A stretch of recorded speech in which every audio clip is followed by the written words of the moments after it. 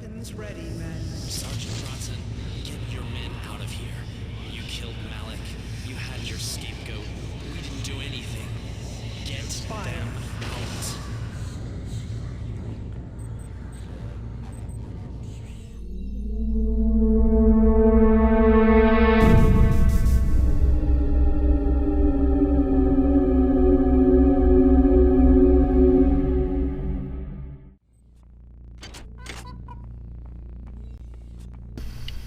Welcome to part 2, guys. And what I'd like to discuss is the Psi weapon. Pretty powerful, considering the fact that it almost killed a cyber assassin in 3 hits while my cryokinesis attack took forever. However, it does have some major drawbacks, but there's at least 2 I can mention. One is that it's temporary. Like any Psi power, it only lasts for a set amount of time, and it can deactivate in the worst times. So it requires good timing and precision. Because if you're a little late, well, it'll deactivate right in your face just before an enemy takes you down in one shot. It's also a melee weapon, so range is an issue, and it also takes 4 Psi with every use, which takes a huge chunk out of my Psi bar.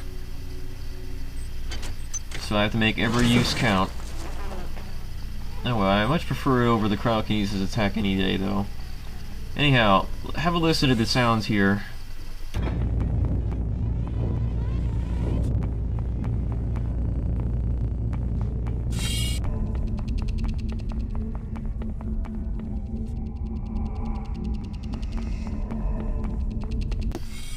Very unsettling, right?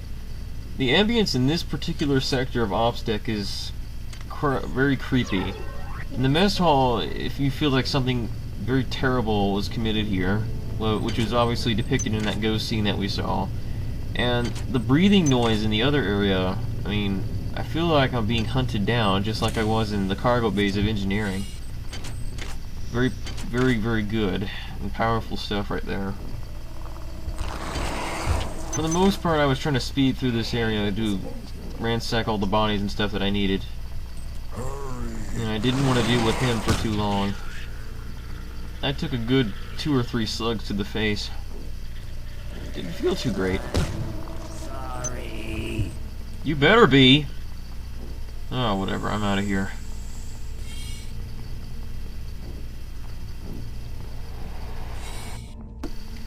I received a comment about whether or not the Mini was still controlled by SHODAN.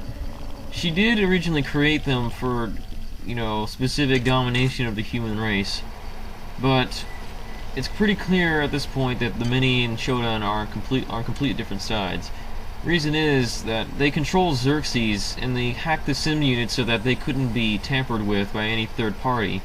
Well, that is, until Malik made a mistake and allowed a third party to get access to those sim units with the override units. But the thing is, if she were to directly oppose Xerxes, make herself detectable, Xerxes would immediately destroy her, because at this point she's little more than a virus. So yeah, she's completely dependent on us at the moment.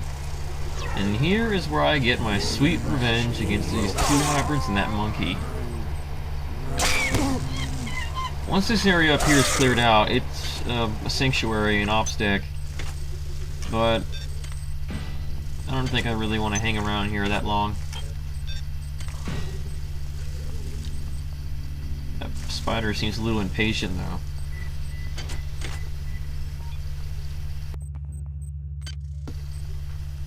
Although it was important for me in the past to increase my Psi stat, I was a little more focused on other physical stats so I wouldn't get butchered that easily. But at this point in the game, I want my Psi weapon to last as long as possible, so increasing the Psi stat is a given. And back to the topic of SHODAN the Many. The reason why she wants us to hack into those simulation units is that they all are directly tied with the security system. They're basically, giving her access to those gives her the same level of access that Xerxes has to them. In fact, it actually diverts control away from Xerxes, so that she has more control of the ship, and that she has more god-like status inside the ship's mainframe. Each of the simulation units deals with a particular function that I can't really explain. I'm not exactly specialized in anything that has to do with science. You'd have to see Shepard Reborn's commentary for that, but yeah, they're all direct. That's the reason why this deck is known as Operations Deck, because this deals directly with the security system on board the ship.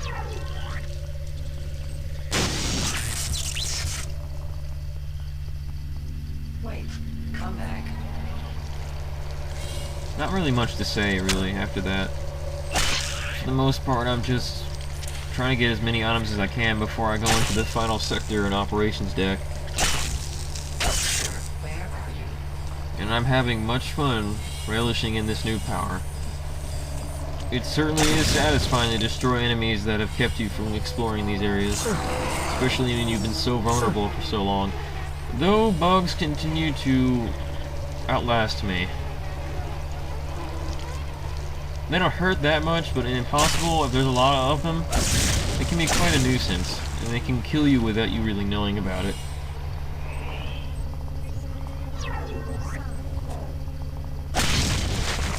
Yeah, I knew she was going to come out of there as soon as I destroyed an egg.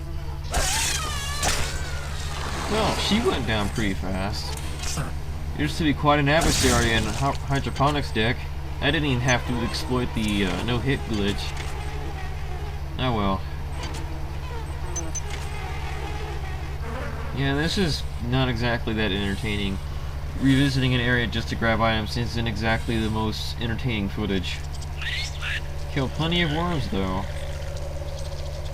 If I had to make a small list of annoying enemies, I'd say the worms are probably the most annoying in this game besides the bugs. Though the bugs probably top the list considering you can't kill them. You can only outlast them. When the bugs, when those little worms start to like crowd around you, like there's a lot of them, they can kill you pretty fast. So I would suggest being really careful when you go around eggs. If there's a lot of them, that is. Missed me! Alright, time to make my quick getaway. Well, that was embarrassing. Anyhow, guys, this is the end of episode 14. I'll be seeing you in episode 15. See you then.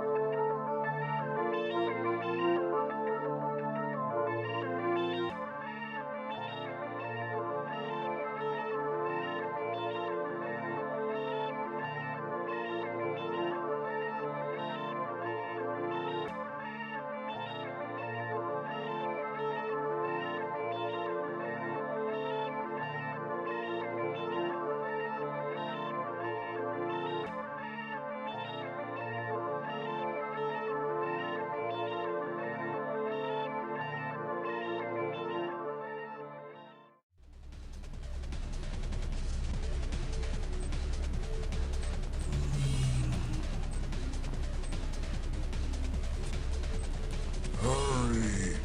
Run!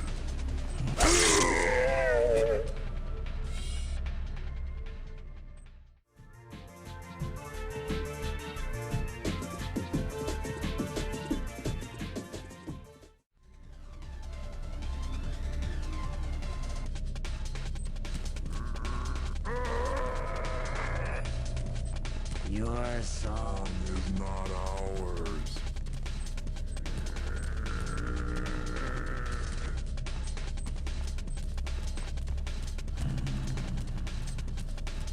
They see you.